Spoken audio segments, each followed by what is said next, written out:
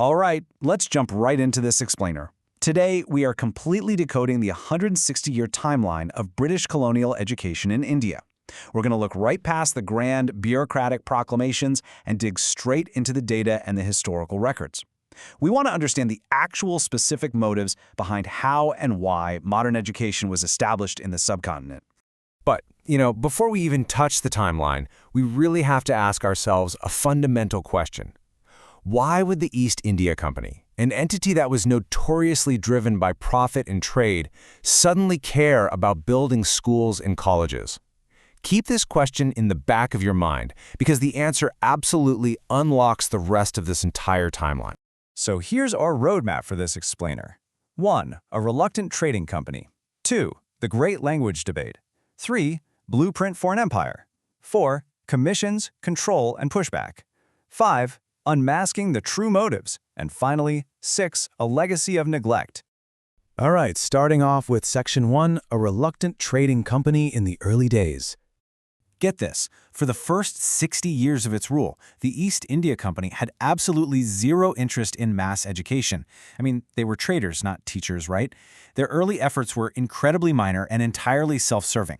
Warren Hastings set up the Calcutta Madrasa back in 1781, specifically for Muslim law, which was followed by the Sanskrit College in 1791 for Hindu law. And in 1800, Fort William College was created, but again, not for the masses. It was built specifically to train the company's own civil servants in local languages. Actually, it wasn't until the Charter Act of 1813 that the company was finally forced to sanction a very humble budget of just 1 lakh rupees annually for education. Moving right along to Section 2, the Great Language Debate between the Anglicists and Orientalists. So once that tiny 1813 budget was actually secured, a bitter standoff erupted within the General Committee on Public Instruction. It was a massive ideological clash. On one side, you had the Anglicists, who argued that government money should be spent exclusively on modern Western studies. On the other side, the Orientalists agreed that Western sciences were useful for jobs, sure, but they argued the emphasis really had to remain on traditional Indian learning. Then enter Lord Macaulay. In 1835, his famous Minute settled the row completely in favor of the Anglicists. The decision was made that limited resources would be devoted strictly to Western sciences and literature, using English as the sole medium of instruction. And the explicit goal? Well, as stated by Macaulay himself, it was to create a very specific class of intermediaries who were, quote, Indian in blood and color, but English in tastes, in opinions, in morals, and in intellect. Now this evolved into an official strategy that became known as the downward filtration theory. Basically, the British deliberately bypassed mass elementary education. Instead, they just opened a few elite English colleges for the upper and middle classes. The whole cost-saving idea here was that these educated elites would act as interpreters, and Western knowledge would just naturally filter down to the masses. Spoiler alert, it absolutely didn't. Which brings us to Section 3. Blueprint for an Empire, focusing on Wood's Despatch in 1854. Okay, so by the mid-1800s, this whole fragmented system desperately needed a unified structure.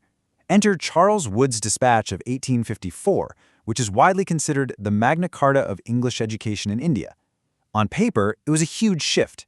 It officially repudiated the downward filtration theory and asked the government to actually assume responsibility for mass education. It created this rigid hierarchy: vernacular primary schools at the bottom, Anglo-vernacular high schools in the middle, and affiliated colleges right at the top. It even laid stress on female and vocational education. And as a direct result, by 1857, major universities were set up in Calcutta, Bombay, and Madras. Next up is Section 4, commissions, control, and pushback during the post-company era. So, after the British Crown officially takes over, we see a flurry of commissions established to continually tweak, and honestly often restrict, this sprawling system. First, you have the Hunter Commission in 1882, which finally acknowledged the severe neglect of primary and secondary education. But then, by 1904, under Lord Curzon, the Indian Universities Act is passed. Curzon justified this as a move for quality and efficiency, but in reality, it gave the government sweeping veto power over university regulations. It was a highly calculated move to discipline educated Indians and enforce political loyalty. Later on, the Sadler Commission of 1917 recommended a 12-year school course just to relieve the universities of unprepared students. Now, don't think for a second that Indians were just passively accepting the system. Far from it. In 1906, the progressive Indian state of Baroda boldly introduced compulsory primary education throughout its territories. This was a real game-changer because it fueled nationalist leaders, like Gokhale, to passionately urge the British government to do the exact same thing. But in its 1913 resolution, the colonial government just flat-out refused to take up the responsibility of compulsory education. And that flat refusal sparked some serious grassroots innovation and a massive ideological countermovement, the Wardha scheme of 1937. Formulated by Zakir Hussain and based directly on Mahatma Gandhi's ideas, it completely rejected the elitist Western model. Gandhi saw clearly that Western education had created a massive gulf between the educated few and the vast majority of the masses. So the Wardha scheme focused heavily on learning through activity. It included basic handicrafts and mandated that the first 7 years of schooling be free, compulsory, and taught entirely in the mother tongue. Fast forward towards the very end of British rule, and bureaucratic promises totally peaked with the Sergeant Plan of 1944. On paper, it promised these sweeping reforms, free, universal, compulsory schooling that was designed to literally replicate England's own level of educational attainment within 40 years. But we really have to contrast those lofty bureaucratic promises with the grim reality on the ground. Mass education had been fundamentally neglected for decades. Traditional Indian learning systems had completely collapsed, and higher education, well, that had essentially become a monopoly of the richer classes. Let's dig into Section 5, Unmasking the True Motives and the Real Intentions. All right, let's strip away all the supposed philanthropic goals for a second. When historical analysis evaluates what was actually driving these policies for over a century, a very specific set of true motives emerges. The government was heavily influenced by the sheer need to ensure a cheap supply of educated Indians to man subordinate administrative posts. On top of that, they actively hoped that Western-educated Indians would expand the market for British-manufactured goods. But most importantly, there was a deeply calculated expectation that Western education would reconcile Indians to British rule by glorifying the conquerors. Education was, quite literally, systematically weaponized for colonial stability. Finally, Section 6, a legacy of neglect and its devastating outcome. So when we look at the actual data and evaluate the ultimate outcome of the system, it reveals a pretty devastating picture. In 1844, it was officially declared that applicants for government employment absolutely must possess knowledge of English. Practically overnight, the traditional system of Indian learning, a system that had thrived for centuries, was starved of support and gradually collapsed. Because education now had to be paid for, and in a foreign language just to secure a job, it instantly became an exclusive monopoly for city dwellers and the wealthy elite. And then there's just this one number to wrap your head around. The number 1. By 1857, in the entire sprawling territory of British India, there was exactly one good engineering college located in Roorkee. And get this, it was open strictly to Europeans and Eurasians. I mean, this just perfectly illustrates the almost total neglect of scientific and technical training for Indians.